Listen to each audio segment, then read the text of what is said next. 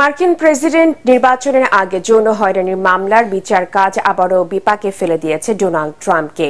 New ইয়র্কের আদালতে ট্রাম্পকে নিয়ে এবার নিজের ক্ষোভ উগরে দিলেন পর্নোতারকা স্টর্মি ড্যানিয়েলস। আদালতে ট্রাম্পের বিরুদ্ধে দেয়া সাক্ষ্যে যৌন হয়রানি এবং তা গোপন রাখতে $1,30,000 ঘুষের অর্থ না দেওয়ার সরাসরি অভিযোগ করেছেন তিনি। তবে নির্বাচনের আগে বিপদে ফেলতে তার বিরুদ্ধে এটি ষড়যন্ত্র বলে দাবি এই রিপাবলিকান নেতার। আরো জানাচ্ছেন শরীফুল ইসলাম। প্রিয়জনের অনুভূতি বোঝেন আপনি, আর আপনার প্রয়োজন বোঝে ওয়ালটন স্মার্ট ফ্রিজ। নভেম্বরের প্রেসিডেন্ট নির্বাচনের আগ মুহূর্তে একের পর এক বিপদ যেন পিছু ছাড়ছে না আমেরিকার ইতিহাসে আলোচিত সমালোচিত সাবেক প্রেসিডেন্ট ডোনাল্ড ট্রাম্পের।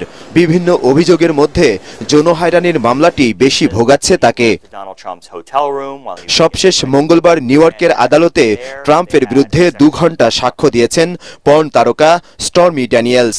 ট্রাম্পের সামনেই বিচারকের বিভিন্ন প্রশ্নের সরাসরি জবাব দেন তিনি। স্টর্মি বলেন 2006 সালে তার সঙ্গে ট্রাম্পের যৌন সম্পর্ক হয়। পরে 2016 সালের প্রেসিডেন্ট নির্বাচনের আগে এ বিষয়ে মুখ না খুলতে তাকে $1,30,000 ঘুষ দিতে চেয়েছিলেন ট্রাম্প, কিন্তু সেই চুক্তি ভঙ্গ করেছেন এই ধনকুবের। নিউ ইয়র্কের আদালতে ট্রাম্পের বিচারের স্মরণীয় একটি দিন। পর্ন অভিনেতা স্টর্মি ড্যানিয়েলস বিচারকের কাছে ট্রাম্পের বিরুদ্ধে সাক্ষ্য দিয়েছেন। ট্রাম্পের সাথে যৌন সম্পর্ক এবং তা গোপন রাখতে অর্থ প্রদানের চুক্তি ভঙ্গের বিষয়ে আদালতকে জানিয়েছেন তিনি। আদালত থেকে বেরিয়ে যাওয়ার সময় ডোনাল্ড ট্রাম্প তার আইনজীবীদের সঙ্গে কথা বলেন। পরে আদালতে দেয়া স্টর্মির সাক্ষ্য গ্রহণ প্রসঙ্গে সাংবাদিকদের জানান সাবেক প্রেসিডেন্ট, আমার জন্য আজ একটি খুব বড় দিন ছিল। এই মামলাটি আর টিকবে না। এটি কেবল আমাকে বিপদে ফেলার ষড়যন্ত্র।